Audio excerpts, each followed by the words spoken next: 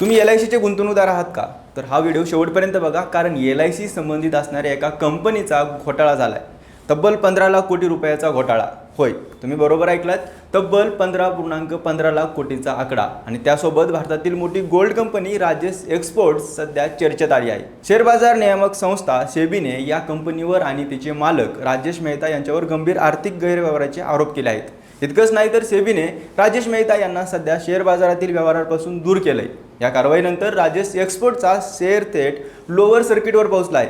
परिणामी गुंतवणूकदारांमध्ये भीती पसरली आहे. एवढंच नाही तर लाखो गुंतवणूकदाराच्या पैशावर प्रश्न निर्माण झाला आहे. आणि या सगळ्यात आणखी एक मोठं नाव चर्चेत आलंय, ते म्हणजे LIC. कारण LICकडे राजेश एक्सपोर्टचे लाखोचे शेअर्स आहेत. त्यामुळे कंपनी अडचणीत आली तरी LICच्या गुंतवणुकीवर त्याचा परिणाम होऊ शकतो का, आणि त्याचा अप्रत्यक्ष फटका पॉलिसीधारकांना बसू शकतो का, अशी चर्चा आता सुरू झाली. पण नेमकं हे प्रकरण आहे तरी काय? 15.15 लाख कोटीचा आकडा नेमका कुठून आला? राजेश मेहता कोण आहेत? त्यांनी उभं केलेलं हे गोल्ड साम्राज्य वादात कसं अडकलं? आणि सर्वात महत्त्वाचं म्हणजे LIC आणि सामान्य गुंतवणूकदारांचा पैसा खरंच धोक्यात आहे का? या सगळ्या प्रश्नाची उत्तरं जाणून घेणार आहोत या व्हिडिओच्या माध्यमातून. नमस्कार, मी अमोल जाधव आणि तुम्ही पाहताय लगाव बत्ती.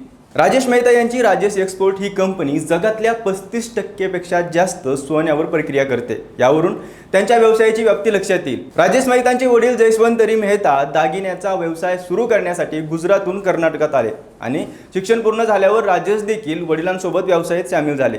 1982 मध्ये राजेश चेन्नईहून चांदीचे दागिने खरेदी करून गुजरातच्या राजकोटमध्ये विकू लागले. दागिन्यांच्या व्यवसायात यश मिळाल्यानंतर सोन्याचे दागिने बनवण्यासाठी त्यांनी बेंगळुरूमध्ये आपल्या गॅरेजमध्ये छोटा कारखाना सुरू केला, जे आता हजारो कोटींचं साम्राज्य बनलं आहे. गुजरातच्या या व्यावसायिकांनी केवळ 10,000 रुपयांमध्ये आपला व्यवसाय सुरू केला होता आणि 3.11 कोटी हजार रुपयाच्या कंपनीचे आज ते मालक बनले आहेत. राजेश मेहतांना जगातील सर्वात मोठे सोन्याचे व्यापारी म्हणून देखील ओळखतात. राजेश मेहतांच्या मालकीची कंपनी सोन्या हिऱ्याच्या दागिन्यांचे उत्पादन आणि निर्यात करते. राजेश एक्सपोर्ट बेंगळुरू येथे मुख्यालय असलेली बहुराष्ट्रीय सोन्याची किरकोळ विक्रेता कंपनी असून देश विदेशात प्रमुख सोन्याचे निर्यातदार म्हणून स्वतःला स्थापित केलेले राजेश मेहता बेंगळुरूमधील सर्वात श्रीमंत व्यक्तीपैकी एक आहे. पण त्यांचं नाव या घोटाळ्यात समोर कसं आलं? तर त्यासाठी सगळ्यात आधी समजून घेऊया की सेबीला नेमकं संशय आला तरी कसा. या संपूर्ण प्रकरणाची सुरुवात झाली मार्च 2024 मध्ये. सेबीकडे एका भागधारकाने तक्रार केली. तक्रार साधी नव्हती, कारण या तक्रारीमध्ये कंपनीच्या बॅलन्स शीटमध्ये काही आकडे जुळत नसल्याचा दावा करण्यात आला होता. सगळ्यात जास्त संशय होता ट्रेड रिसिवेबलवर.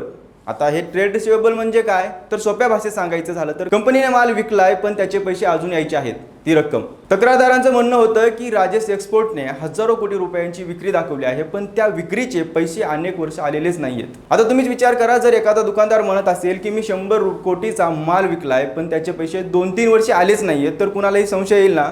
सेबीलाही आला आणि सेबीने आपली सूत्र हलवायला सुरुवात केली. मग ऑक्टोबर 2024 मध्ये औपचारिक चौकशी सुरू झाली. त्यानंतर BDO इंडिया या संस्थेला फॉरेन्सिक ऑडिटची जबाबदारी देण्यात आली आणि इथूनच या प्रकरणातल्या एकामागून एक धक्कादायक गोष्टी समोर यायला लागल्या. सेबीच्या तपासात असं दिसलं की राजेश एक्सपोर्टच्या एकूण महसुलांपैकी तब्बल 97 ते 99% महसूल परदेशातील व्यापारी कंपन्यांकडून येतं असं दाखवलं गेले. यात सर्वात महत्त्वाचं नाव होतं वल्कांबी. स्वित्झर्लंडमधील हीच ती गोल्ड रिफायनरी आहे जी राजेश एक्सपोर्टने 2015 मध्ये विकत घेतली होती. जगातील सर्वात मोठ्या गोल्ड रिफायनिंग कंपनींपैकी एक म्हणून वल्कांबी म्हणून ओळखली जाते. पण सेबीचं म्हणणं आहे की कंपनीने ज्या प्रमाणात महसूल दाखवला आहे त्याला आधार देणारी पुरेशी कागदपत्र उपलब्ध झाली नाहीयेत. म्हणजेच कागदावर व्यवसाय खूप मोठा दिसत होता, पण त्यामागे पुरावे तपास यंत्रणेला मिळत नव्हते आणि यामुळेच 15.15 लाख कोटीचा आकडा चर्चेत आला. आता एक गोष्ट इथं लक्षात घेणं महत्त्वाचं आहे. सेबीनं असं म्हटलं आहे की 15.15 लाख कोटी रुपये चोरी झाले आहेत.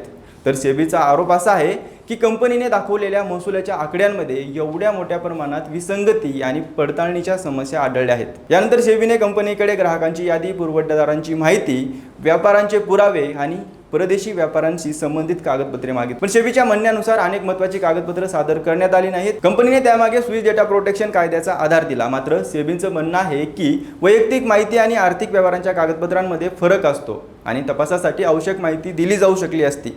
तपास जसा पुढे गेला तसे आणखी प्रश्न निर्माण झाले. कंपनीचे आफ्रिकेतील सोन्याच्या खाणींमध्ये सुमारे 1035 कोटी रुपयांची गुंतवणूक असल्याचा दावा केला होता. पण जेव्हा सेबीने या गुंतवणुकीबाबत कागदपत्र मागितली तेव्हा पुरेसा पुरावा सादर करण्यात कंपनीला अपयश आलं.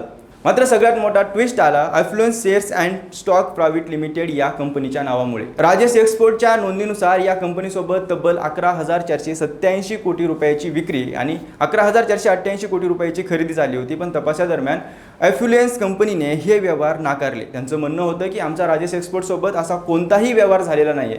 आता एका कंपनीच्या म्हणण्यानुसार हजारो कोटींचे व्यवहार झालेत आणि दुसरी कंपनी म्हणते असे व्यवहार झालेच नाहीयेत। मग संशय आणखी वाढला। सेबीचा आरोप आहे की अशा व्यवहारांचा वापर कंपनीचा व्यवसाय प्रत्यक्षात खूप मोठा दाखवण्यासाठी करण्यात आला असावा। त्यानंतर तपासकर्त्यांचं लक्ष कंपनीच्या पैशाच्या हालचालीकडे गेलं।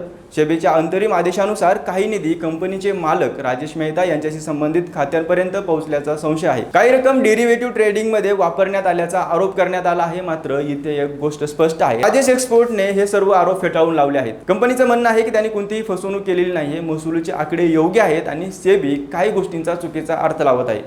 आता प्रश्न येतो तो LICचा। LIC या प्रकरणात चर्चेत का आली, तर त्याचं कारण आहे मार्च 2026 पर्यंत LICकडे राजेश एक्सपोर्टमधील सुमारे 10.8% हिस्सा होता। म्हणजेच LICने या कंपनीत मोठी गुंतवणूक केली होती, त्यामुळे कंपनीचा शेअर्स कोसळला तर त्याचा परिणाम LICच्या गुंतवणुकीवर होणारच। मात्र याचा अर्थ LICचे सर्व पैसे बुडाले किंवा पॉलिसीधारकांचा पैसा धोक्यात आला असं अजिबात नाहीये। LIC ही लाखो कोटी रुपयांचा पोर्टफोलिओ असलेली संस्था आहे। राजेश एक्सपोर्टमधील गुंतवणूक हा त्यातील फक्त एक भाग आहे।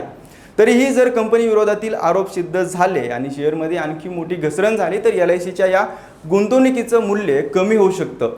आता पुढे काय होणार, तर सध्या आलेला सेबीचा आदेश हा अंतरिम निर्णय नाहीये, हा फक्त अंतरिम आदेश आहे। राजेश मेहता आणि राजेश एक्सपोर्ट यांना त्यांची बाजू मांडण्याची संपूर्ण संधी दिली जाणार आहे। मात्र जर पुढील तपासात सेबीचे आरोप खरे ठरले तर कंपनीवर मोठा दंड, शेअर बाजारातील कायमची बंदी आणि इतर कठोर कारवाई होऊ शकते आणि म्हणूनच सध्या संपूर्ण बाजाराचं लक्ष या प्रकरणाच्या पुढील सुनावणीकडे लागलेलं आहे। बाकी या संपूर्ण प्रकरणाबद्दल तुम्हाला काय वाटतं ते आम्हाला कमेंट करून नक्कीच सांगा आणि अशाच नवनवीन अपडेट्ससाठी लगाव बत्तीला सबस्क्राईब करा।